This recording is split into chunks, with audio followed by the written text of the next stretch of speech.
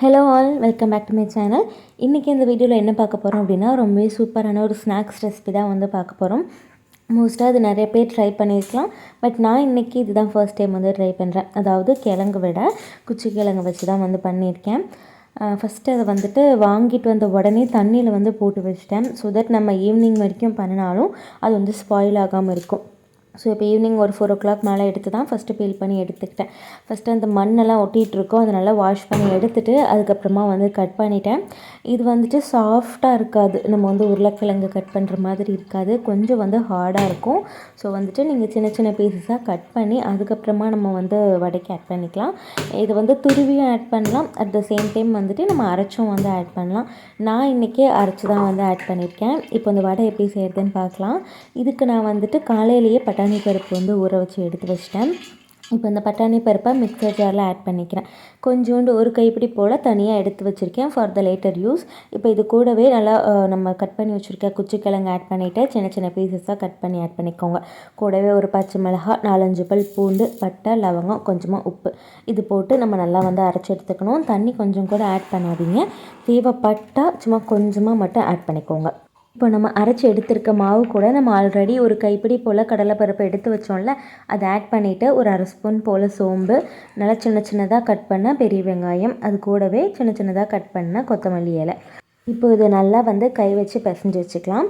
இப்போ இது கூட வந்துட்டு ஒரு அரை கப் கூட கிடையாது, கொஞ்சம் 1/4 கப் போல் அரிசி மாவு, சின்ன சின்னதாக கட் பண்ண கருவேப்பிலை இலை, இது கூடவே வந்துட்டு ஹிங் பவுடர். ஸோ நம்ம வந்து பல்சஸ் ஆட் பண்ணியிருக்கோம்ல, அதனால கண்டிப்பாக பெருங்காய பொடி வந்து ஆட் பண்ணிக்கோங்க. ஸோ நல்லா பிசைஞ்சு விட்டுட்டு கடைசியாக நம்ம வந்துட்டு ஒரு 1/4 கப் போல் ரவை ஆட் பண்ணிக்கலாம்.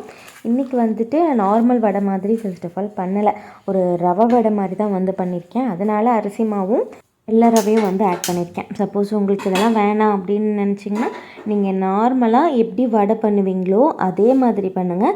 அந்த பருப்பு அரைக்கும் போது நான் சொன்ன மாதிரி குச்சிக்கிழங்கை மட்டும் அரைச்சி வந்து ஆட் பண்ணிக்கோங்க. நான் வந்துட்டு இதுக்கு முன்னாடி வாழைப்பூ வடை பண்ணியிருக்கேன். அதில் வந்துட்டு நான் இந்த மாதிரி மிக்சியில் போட்டு அரைச்செல்லாம் பண்ணலை. நான் வந்து நல்லா குட்டி குட்டியாக கட் பண்ணி சாப் பண்ணி ஆட் பண்ணிட்டேன். அது வந்து டேஸ்ட்டு சுத்தமாக மாறவே கிடையாது, நார்மல் வடை போலவே இருந்தது. நம்ம குச்சிக்கிழங்கையும் அதே மாதிரி பண்ணலாம். அதாவது குச்சிக்கிழங்கு அந்தளவுக்கு நம்மளால் சாப் பண்ண முடியாது. இது வந்து நல்லா துருவி, நம்ம பீட்ரூட் கேரட்லாம் துருவோம் இல்லையா, அதுபோல் துருவி கூட நம்ம இது கூட ஆட் பண்ணி போடலாம். நான் இன்றைக்கி இந்த மாதிரி வந்து ட்ரை பண்ணியிருந்தேன். இந்த டேஸ்ட்டுமே நல்லா இருந்துச்சு. நெக்ஸ்ட் டைம் கண்டிப்பாக நான் அது மாதிரி வந்துட்டு ரெடி பண்ண தான் போகிறேன். இப்போ இது பார்த்திங்க அப்படின்னா நார்மல் நம்ம வடை வந்து எந்த அளவுக்கு பாயில் பண்ண டைம் விடுவோமோ அது மாதிரி விட்டிங்கன்னா போதும். ஒரு 10 minutes அந்த கலர் மட்டும் சேஞ்ச் ஆயிடுச்சுன்னா போதும். சூப்பரான கிழங்கு வடை வந்து ரெடி ஆகிடுச்சு. இதை நம்ம கிழங்கு வடைன்னு சொல்கிறத தாண்டி கிழங்கு ரவை வடைன்னு கூட வந்து சொல்லலாம். டேஸ்ட் வைஸ் ரொம்ப சூப்பராக வந்து வந்துருந்துச்சு. இன்றைக்கி ஈவினிங்க்கு இது கூடவே நான் வந்து காஃபி வச்சு வந்து குடிச்சிக்கிட்டேன். இன்றைக்கான ஸ்நாக்ஸ் ரெசிபி வந்து இதுதான். ஸோ நெக்ஸ்ட் வீடியோவில் உங்களை வந்து மீட் பண்ணுறேன்.